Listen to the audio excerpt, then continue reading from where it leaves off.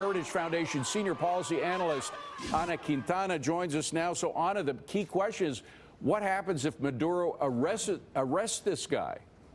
Well, I mean, he entered the he entered the country about an hour ago. He's entered safely. He's on the way to a massive rally, and he's called for huge demonstrations throughout the country.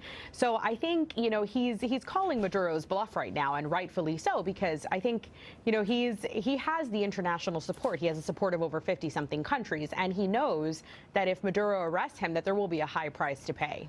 He seems to be willing to pay the price, no matter how high it is. God forbid his arrest or even something worse happens. He seems to be willing to go the distance, doesn't he? I mean, I think he is an incredibly heroic person. He's in his early 30s. He has a young wife, a young child.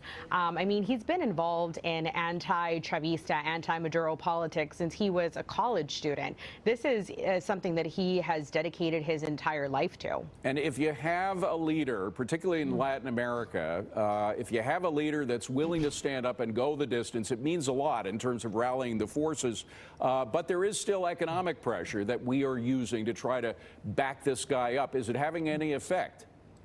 I think it definitely is. I mean, if you look at the over 100 sanctions that the Trump administration has implemented, right? So it's been over about 150 some odd Venezuelan government officials who the United States has now taken their assets in the United States, has now banned them from entering the United States. I mean, that's pretty significant. And just last week, the United States banned over 49 regime officials and their relatives, has taken their visas away from them. I mean, that's a pretty significant and bold move. And it's the pressure on oil as well. And not only is that bad news for Maduro, the way we're trying to do everything we can to separate the regime from the oil revenues, but also for the Cubans. The Cubans, I don't think the Cuban government, the communist Cuban government, could survive without the oil they're getting from Maduro, right?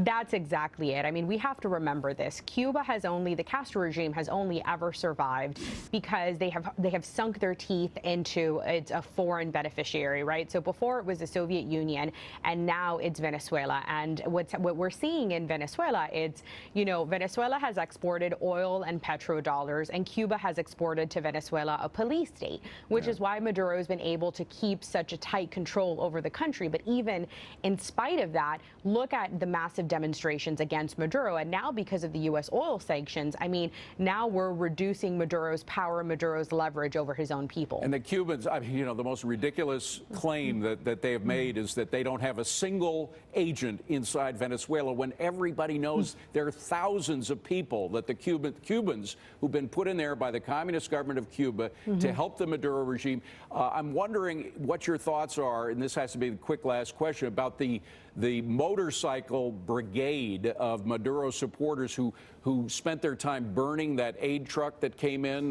last week. Are they Cubans? Because there's been a lot of suspicion that they were.